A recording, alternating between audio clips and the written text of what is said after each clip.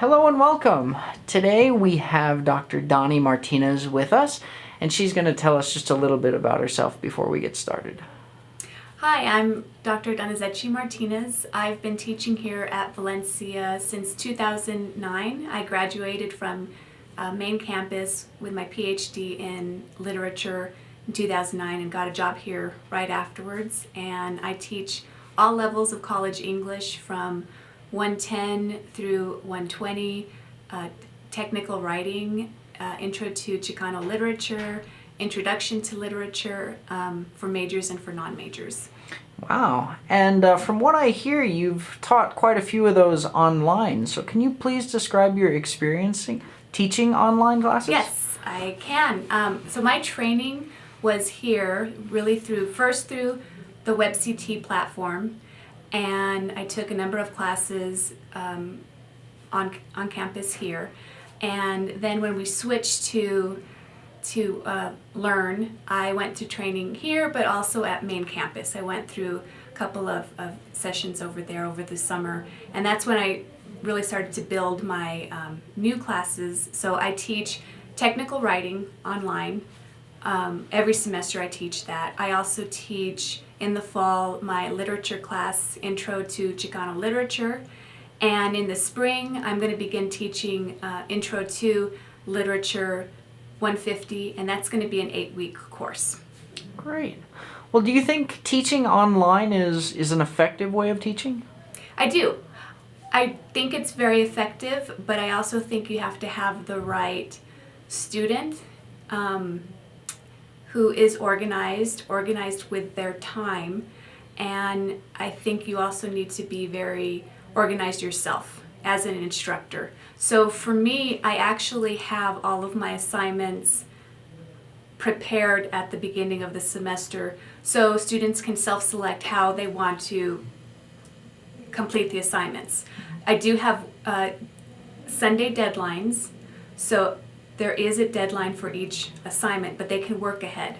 I don't accept late assignments because they are open all the way from the beginning of the semester. And then I also have weekly quizzes on Wednesdays, so the idea is to ensure that they're checking in on Wednesdays and also Sundays, so more than once a week.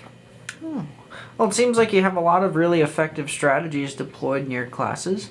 Perhaps you can tell us maybe the most difficult part of being an online instructor? I think it's trying to communicate with the students.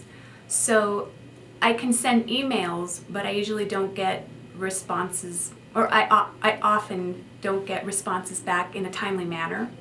So I really try and stress that they should always, every day, be checking their email. I also have begun this semester doing weekly video messages, so hopefully the students will see me as an actual person and not just a robot. And in those messages, I just wrap up what we did, go over what we're going to do for the next assignment, mention anything important, and wish them a good week. But even though some of my students are on campus, there still seems to be resistance for them to come and actually see me during office hours.